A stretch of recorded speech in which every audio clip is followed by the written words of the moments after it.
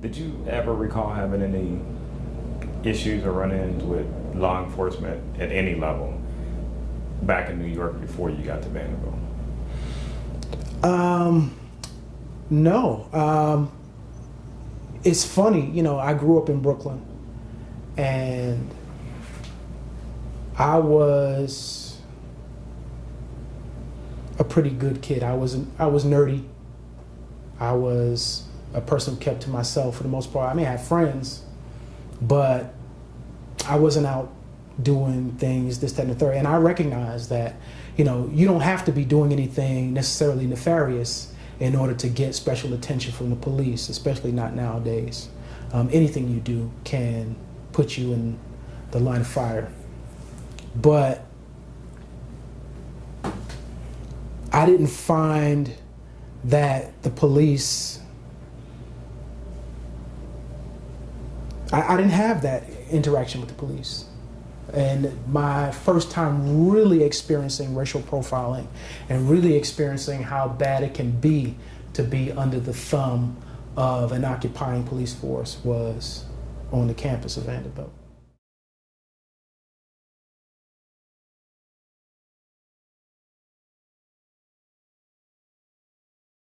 There's several that I remember distinctly.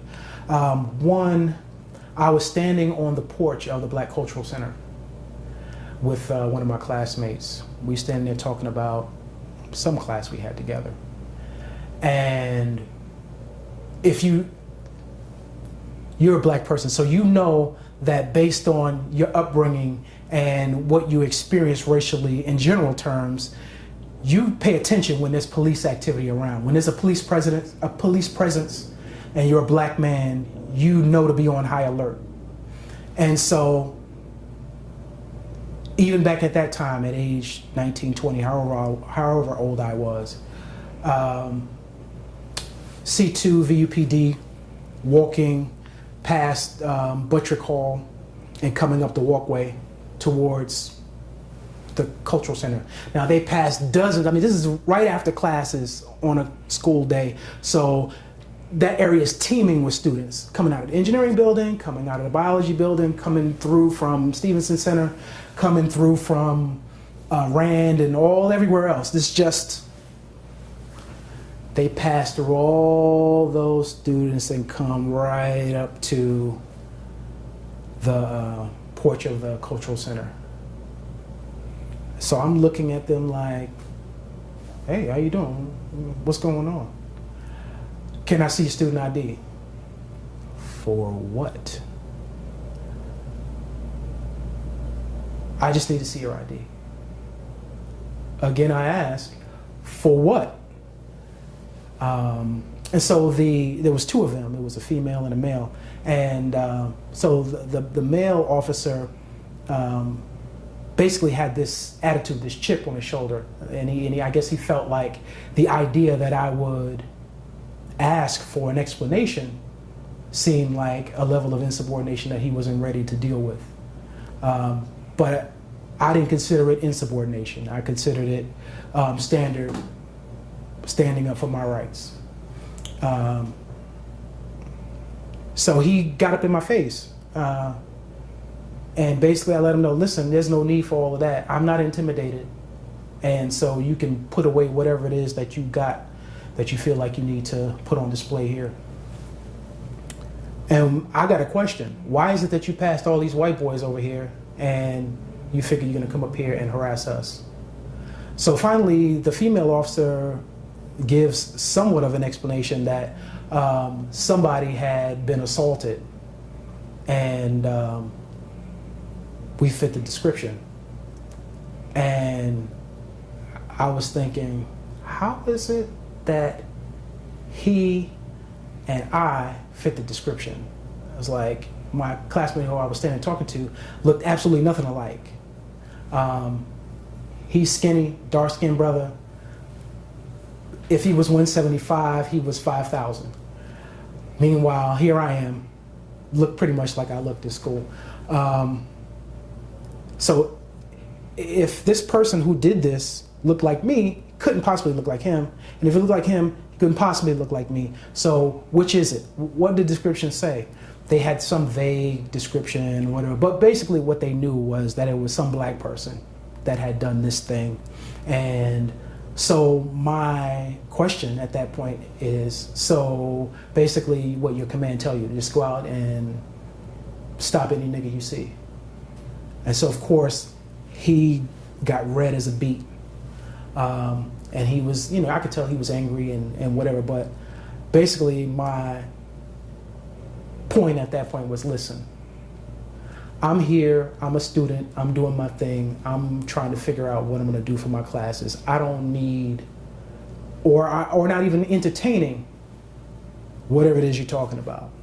And I basically, at that point, had adopted my standard comeback for when campus police would ask me for my ID, which was, I ain't showing you shit. We can go down to the police station, we can talk to Saul Chafin, who was the campus police commissioner, or whatever you want to call him at that point. Or whatever, I don't even care, but I'm done with that. There was another instance, I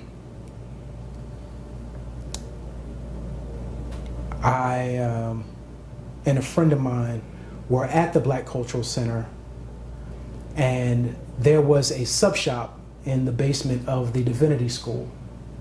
And one night we were up late studying, and we said, yo, let's go get a sub. And so we took off walking from the Cultural Center over to the divinity school. And I guess it's around 10:30, 11 o'clock at night, something like that. And we get over there, we get to the door, it's locked, we realize, okay, they must have closed, no problem. We turn around and start walking back to the Cultural Center. And so we see a VUPD officer circle around on one of the paths by the library and come back towards us. Now, there were probably 3 or 4 different groups of white students just strolling, doing their thing. And he passes by 2 or 3 of those groups and makes a beeline towards us. And he stops us, and I'm like, good evening, officer, what can I do for you? Where you headed? Black Cultural Center. Where you coming from? Well, we were going over here to get a sub, but it's closed, blah, blah, blah, blah, blah. So we're going back, no big deal. Let me see your ID. Of course, I was already at that stage where I was like, I'm not showing you nothing. And so there was this protracted thing where he was on his walkie-talkie to, I guess, the campus police station, and I'm talking big stuff at this point. Listen, I'm not showing you nothing. You passed by them, you think we didn't see you, we saw you in every move you made, and you made it clear that they were invisible to you, whereas we stuck out like a sore thumb. But guess what? I belong here just like they do. And so we had this back and forth, and I was like, unless you plan on putting me on the back of your bicycle, I'm not going anywhere with you, and I still am not showing you nothing. And so after, I guess this went on for like 10 minutes, 10 full minutes, I just turned around and walked off. And I was like, if you want to do whatever you want to do, do it, but I got some studying to do. And so I walked off, and I don't know what he said or what was said to him, but he followed me for probably about 50 feet, and then he trailed off and went wherever he went. I think the most angering incident was one night, some of my fellow classmates and I were actually in the Black Cultural Center during finals. A bunch of us were up studying. And anybody who went to Vanderbilt or went to any school anywhere realizes that during finals week, any space you can find where you can get comfortable so that you can read or study or whatever, you just there. So day or night, you got students all over the campus, the engineering building, biology building, all in Stevenson Center, everywhere, holed up in rooms, reading, studying, sleeping, waking back up, doing their thing, writing papers, whatever. And so that was our custom for the Black Cultural Center. There I am with probably maybe a dozen of us in there. It's like 1 o'clock in the morning, something like that. And 2 VUPD officers come in and tell us we have to get out. Of course, we look at them like they have 3 heads, like, what are you talking about? We have to get out. This is what we do. Well, Surratt Student Center is for studying and lounging. That's nice and everything, but this is where we study and this is where we lounge. And no one has ever told us that this place wasn't 24 hours.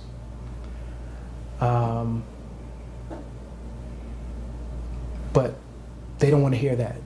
They go in the back and basically roust everybody up to the front. Fortunately, we contacted Ray Winbush, who was the director of the Black Cultural Center and associate provost at the time. And he actually came and was like, yeah, but this is a facility that's open 24 hours. I think the excuse that they gave at that moment was that the Black Cultural Center had been burglarized. Some computers were taken. But I understand it that, you know, that's not the only facility on campus that over the course of time had stuff removed from it that, you know, the person who took it, it didn't belong to them. So to use that as an excuse to push us out of the one place where we found solace and sanctuary and where we felt comfortable enough to be ourselves and felt like we weren't looked upon as less than or looked upon as affirmative action beneficiaries. I don't know. I found that to be beyond reprehensible.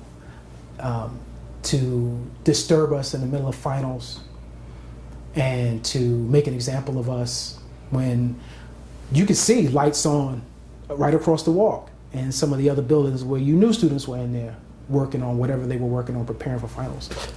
To bypass them, again, as though they were invisible, and find special attention to pay to us. It made it clear, and I still am unable to be convinced otherwise that that was part of the university's real message to its Black and brown students.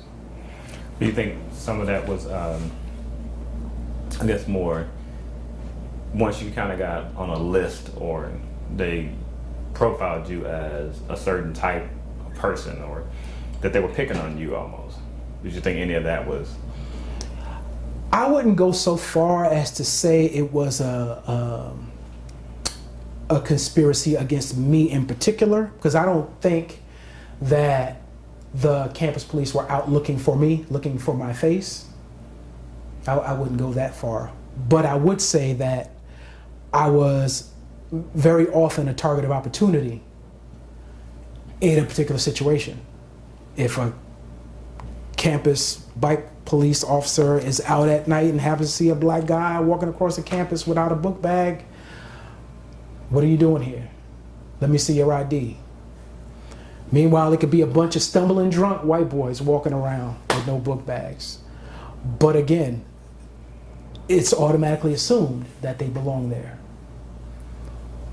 So it's that understanding about who is a Vanderbilt student really that had not been answered, and I'm not sure if it has yet to be answered fully. I know at the time I was there, it was a lot better than some of the experiences that people who came before me experienced. People like Bishop Joseph Johnson, you know, where Vanderbilt was basically a sundown town. Have your ass off campus before it gets dark. Hell no, you can't stay in the dorms, and no, you can't eat in the dining hall. Obviously that wasn't the case when I was there, but you still had enough in the way of racial animus to make it clear that there's an undertone that sometimes comes above the surface and smacks you in the face.